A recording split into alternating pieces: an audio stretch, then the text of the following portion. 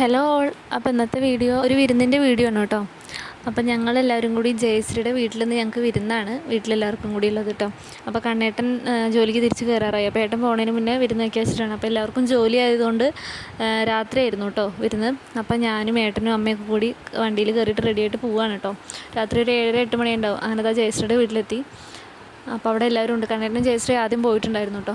അപ്പോൾ അവിടെ ജയശ്രീയുടെ എഴുത്തിയമ്മയും ഏട്ടനും അമ്മയും അച്ഛനും എഴുത്തിയമ്മയുടെ വീട്ടുകാരൊക്കെ വന്നിട്ടുണ്ടേ. അപ്പോൾ എഴുത്തിയമ്മ വെള്ളമൊക്കെ ഓടുന്നവരാണ് കേട്ടോ. എന്നിട്ട് ഞങ്ങൾ ഏട്ടൻ പുറത്തിരുന്ന് അവിടെ ജയശേട്ടനായിട്ട് സംസാരിച്ചിരുന്നിട്ട് അവിടുന്ന് വെള്ളം കുടിച്ചു. ഞാനും അമ്മയും ഏട്ടനൊക്കെ ഇവിടെ ഇരുന്നു കേട്ടോ.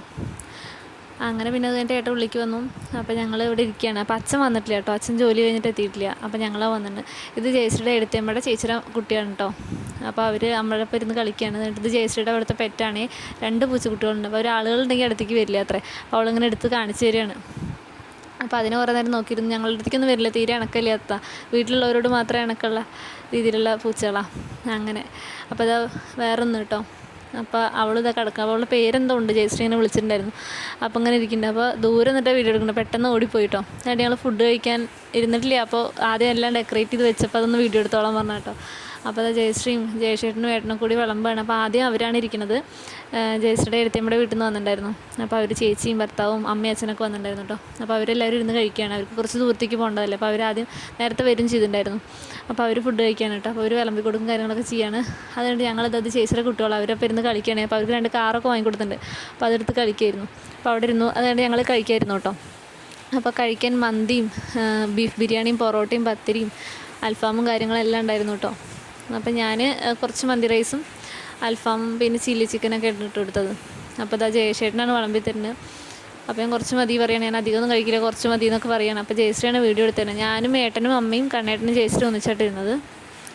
അപ്പോൾ ഞങ്ങളിതൊക്കെ കഴിക്കുന്ന വീഡിയോ ആണേ. അപ്പോൾ അന്ന് ഉഷാറായിരുന്നു കേട്ടോ. ഫുഡൊക്കെ അടിപൊളിയായിരുന്നു, നന്നായിട്ടുണ്ടായിരുന്നു.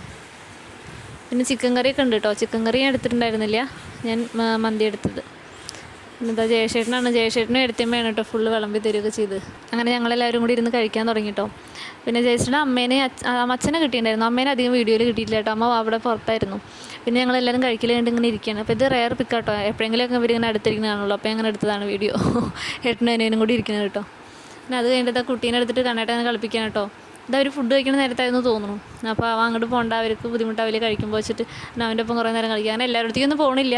പക്ഷേ ഇതൊന്നുമില്ല കേട്ടോ, പരിചയക്കുറവൊന്നുമില്ല. അങ്ങനെ ഞങ്ങൾ തിരിച്ചിറങ്ങാണ് കേട്ടോ. അപ്പോൾ ജയശേട്ടനോടും എഴുത്തിയമ്മോടൊക്കെ യാത്ര പറഞ്ഞ് ഞങ്ങൾ ഇറങ്ങാണ് കേട്ടോ. അപ്പോൾ അച്ഛൻ വീട്ടിലെത്തിയിട്ടുണ്ട് പറഞ്ഞു. അപ്പോൾ അച്ഛൻ വരുമ്പോഴേക്കും ഞങ്ങൾ അങ്ങോട്ട് പോവാച്ചിട്ടായിരുന്നു കേട്ടോ. അപ്പോൾ അവരോടൊക്കെ യാത്ര പറഞ്ഞ് ഞങ്ങളത് ഇറങ്ങാണ് കേട്ടോ. അത് അവളുടെ ജയശ്രീയുടെ അച്ഛനും ടാറ്റ കൊടുത്തു. അപ്പോൾ ഞങ്ങൾ വണ്ടിയൊക്കെ തിരിച്ച് വരുമ്പോൾ അവരോട് ഇരിക്കുന്നുണ്ട്. അപ്പോൾ അവരോട് അങ്ങനെ ബായൊക്കെ പറഞ്ഞ് ഞങ്ങളങ്ങനെ പോകുന്നു കേട്ടോ. അങ്ങനെ ഞങ്ങൾ വീട്ടിലെത്തി.